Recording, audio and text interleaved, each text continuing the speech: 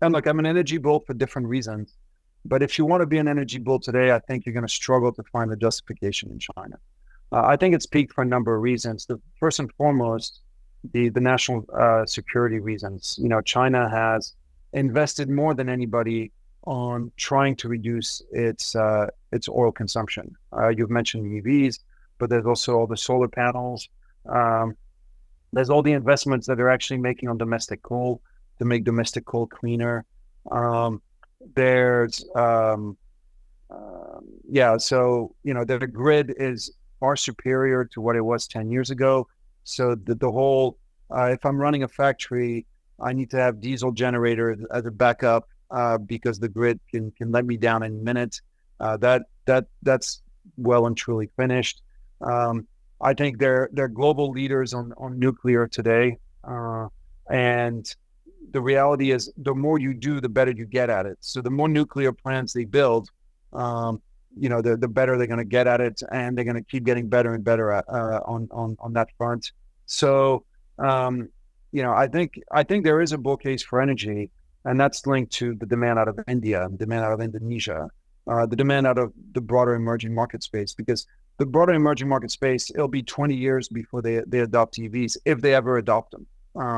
Because the reality is what we're seeing now is you got companies like BYD producing hybrid cars. If you look at the new BYD Chin that sells in China for 100,000 RMB, so 14,000 US dollars, the BYD Chin goes 1,300 miles on one tank of gas. So you can drive from Vancouver to Los Angeles and not refuel once. If you're the typical American driver that does 10,000 miles a year, you're going to refuel your car 6-7 times a year. And that car again is 14,000 US dollars.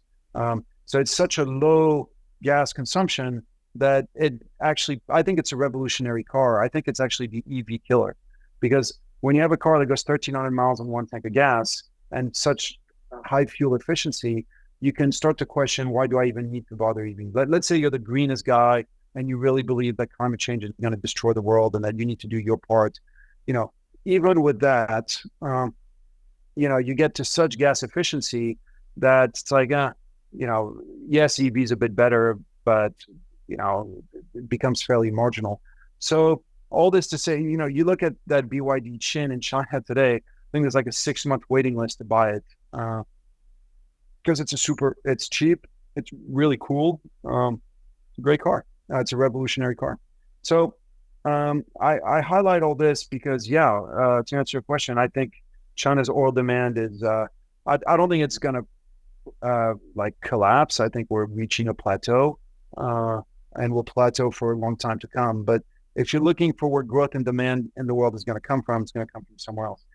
Then you also have the other issues, more and more urbanization. People in a lot of urban cities don't really drive cars, improvement in public transports, and finally, demographic decline. Chinese population has started to shrink. So you put it all together, I think, I think Chinese oil demand is plateauing from here.